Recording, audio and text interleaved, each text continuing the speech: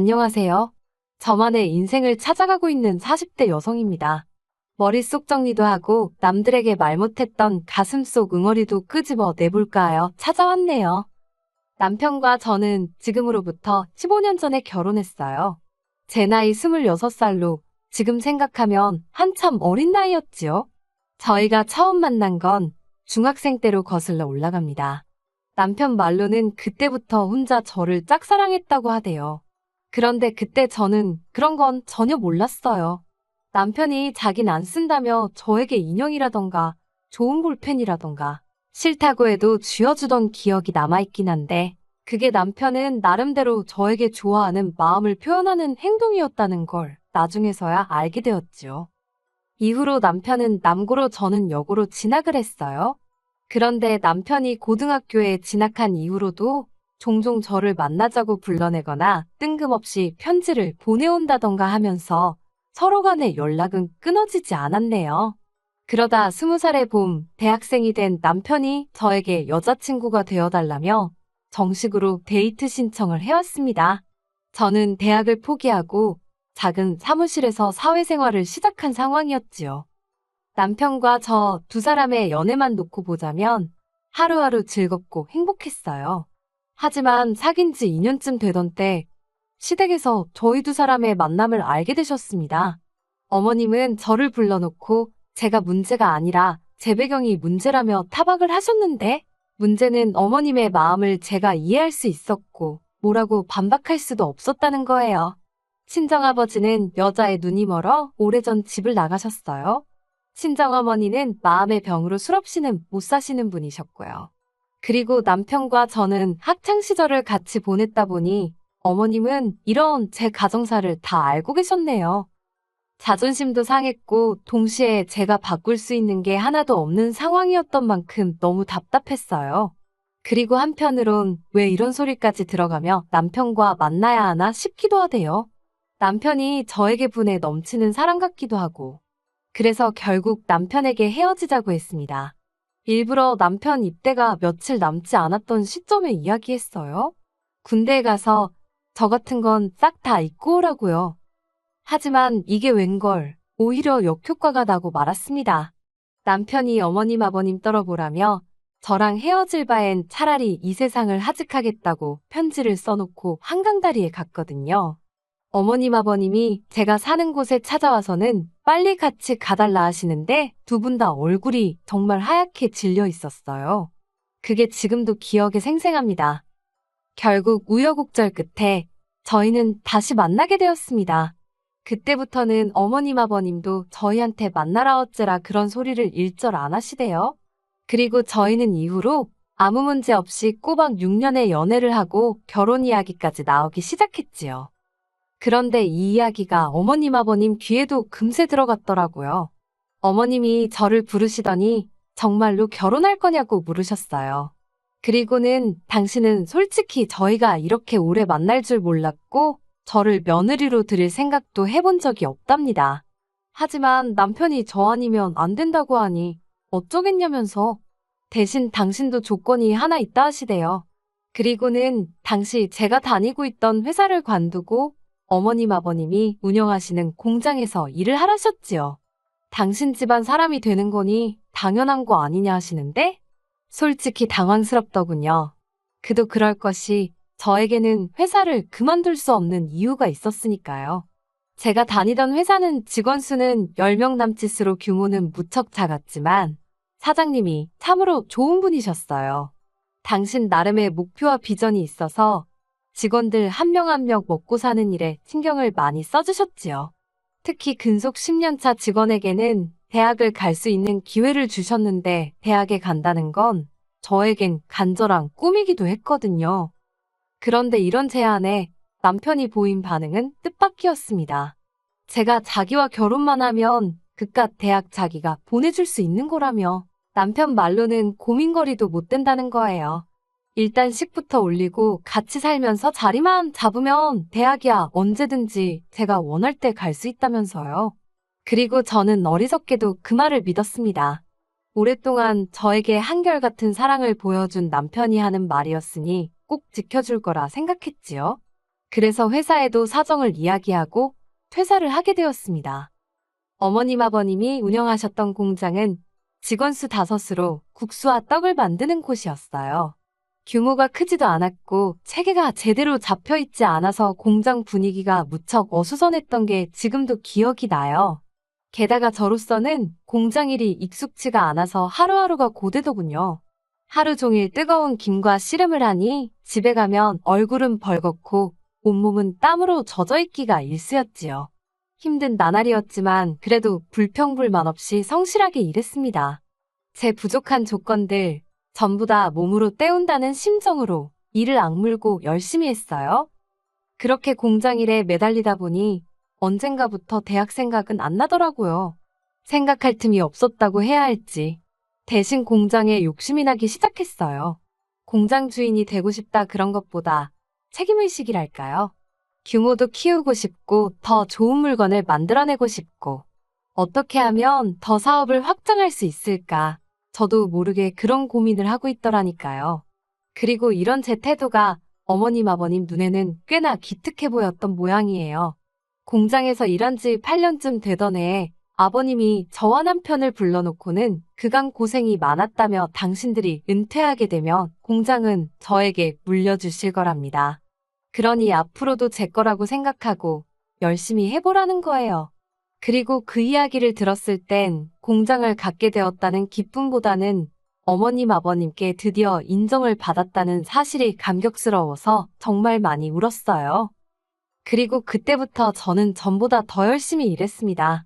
전에는 단순히 재고 관리나 상품 생산에만 집중했다면 어머님의 말씀 이후로는 마케팅이라던가 품질 보완 같은 좀 더 사업적인 측면을 다듬어 나갔지요. 그리고 그런 저희 노력으로 공장은 새로운 설비를 4대나 들여오고 직원 수도 13명으로 늘어났을 만큼 규모가 커졌어요. 거래처가 늘어난 건 뭐 말할 것도 없지요. 직원들 모두 저를 사장으로 알고 따랐습니다.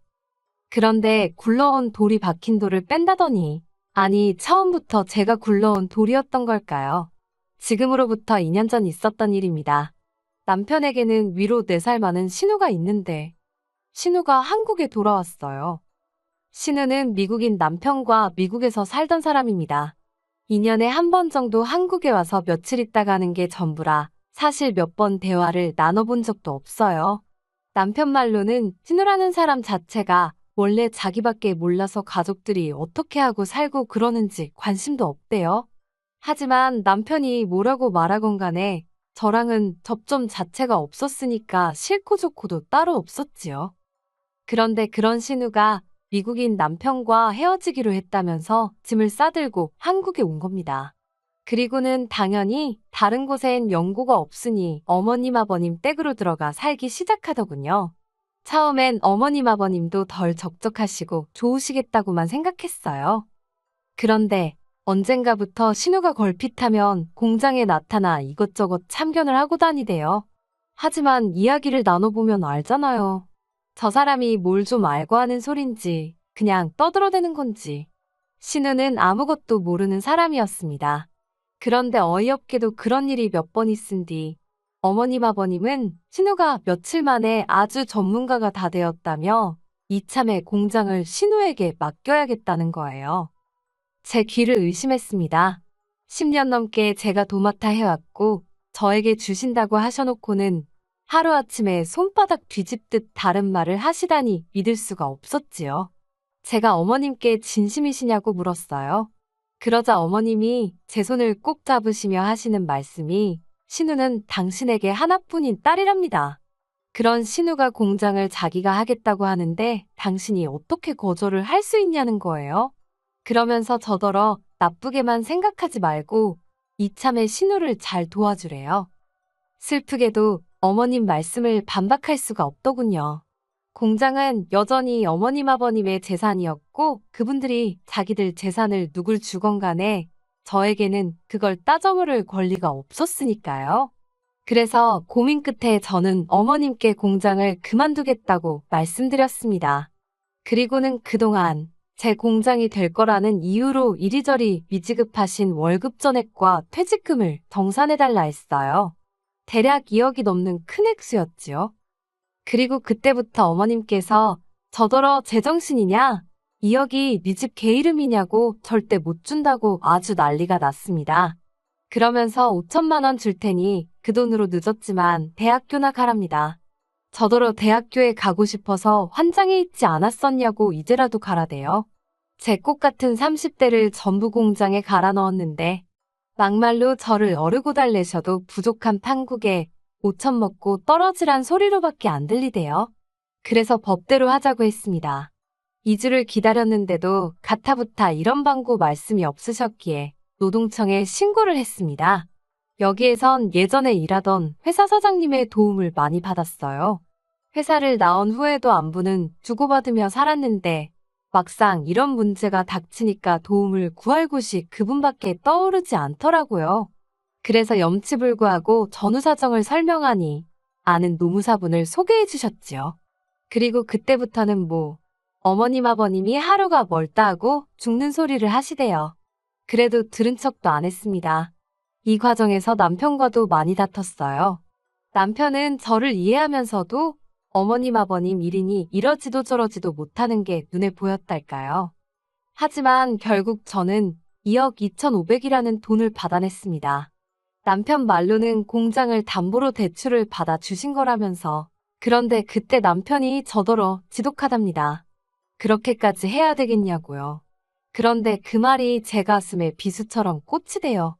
대학 보내준다는 말에 홀라당 넘어간 저도 잘못이었지만 생각해보면 그럴 능력도 안 되면서 공장 일이 얼마나 힘들고 열악한지 알았으면서 그런데도 나한테 회사를 관두고 결혼하자고 한 남편이 제일 나쁜 X처럼 보였거든요. 그래서 그래 나는 지독한 X라고 이참에 한몫 단단히 땡겨야겠다고 하면서 이혼하자 했습니다. 어머님 아버님하고도 한번 싸워봤는데 너하고는 못 싸우겠냐고요. 그렇게 저는 불과 몇 달 만에 가족이라고 믿었던 사람들과 전부 등을 돌리게 되었습니다. 후회는 없었어요. 오히려 이렇게 될 줄 알았다면 처음부터 시작하지 말았어야 했다는 후회만 했지요. 저는 남편과의 이혼 과정에서 받은 아파트를 세를 놓았어요. 그리고는 있는 돈 없는 돈 전부 다 끌어모아서 대출까지 받아서 어머님 아버님 공장에서 멀지 않은 곳에 제 공장을 차렸습니다. 처음부터 이 생각으로 관두겠다고 하고 나온 거였어요. 계획도 없이 움직일 순 없잖아요. 그리고 제가 공장을 차렸다는 소문이 돌자 원래 어머님 아버님 공장에서 일하던 대부분의 직원들이 저에게 연락을 해왔습니다. 너무 감사한 일이었지요. 그리고 저는 그동안 제가 만들어 놓은 거래처들도 일일이 찾아가 상황을 설명하고 그들을 설득했어요. 다행히 대부분의 거래처들 역시 저를 보고 거래를 했던 것이기에 일은 쉽게 풀려갔답니다. 시댁에서는 난리가 났던 모양입니다. 하지만 공장 일이 어떻게 돌아가고 있었는지 제대로 알지 못했으니 그들 중 누구도 제대로 대응을 하지 못하더군요. 그래서인지 고작 한다는 일이라곤 제 공장에 쫓아와 상도도 모르는 X, 산업 스파이 같은 X이라고 욕을 해댈 뿐이었어요. 물론 이런 욕을 듣고 제가 가만히 있을 이유가 없었기에 명예훼손과 영업방해 등으로 계속해서 대응해줬습니다. 그러자 남편이 나서서는 그동안 정도 없냐면서 저더러 적당히 하라는 거예요. 아주 자기 집안을 망하게 해야 직성이 풀리겠냐면서. 그래서 제가 그걸로 되겠냐고 했습니다. 니네 부모는 나를 무슨 머슴 부리듯 단물만 다 빼먹었는데 그깟 집안 하나 망하게 하는 걸로 내 화가 풀릴 것 같냐 했지요. 그리고는 들려오는 소문이 어머님 공장이 위기라 하대요. 제 퇴직금이다 뭐다 해서 대출받았지 거래처 70% 이상이 떨어져 나갔지. 아마 어디서부터 어떻게 손을 대야 할지도 몰랐을 거예요. 그러니 오죽하면 신우가 저를 찾아와서는 한 번만 살려달라 소리를 했을까요? 기껏 한다는 소리가 자기는 제가 그렇게 공장에 애착이 있는 줄 몰랐다고 자기는 이제 공장 일에 관심 없다면서 저더러 돌아와서 다시 맡아달라대요. 어머님 아버님 사시던 아파트까지 담보 잡아서 대출받았다고 제발 살려달라고 앞에서 닭똥 같은 눈물을 흘려대던데 그 눈물 저도 어머님 아버님 앞에서 여러 번 흘렸었지요. 그래서인지 와닿지가 않더라고요.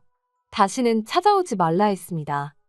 그리고 결국 어머님의 공장은 경매로 넘어갔어요. 그리고 직원들이 말해주기로는 어머님 아버님은 사시던 아파트도 팔았다대요.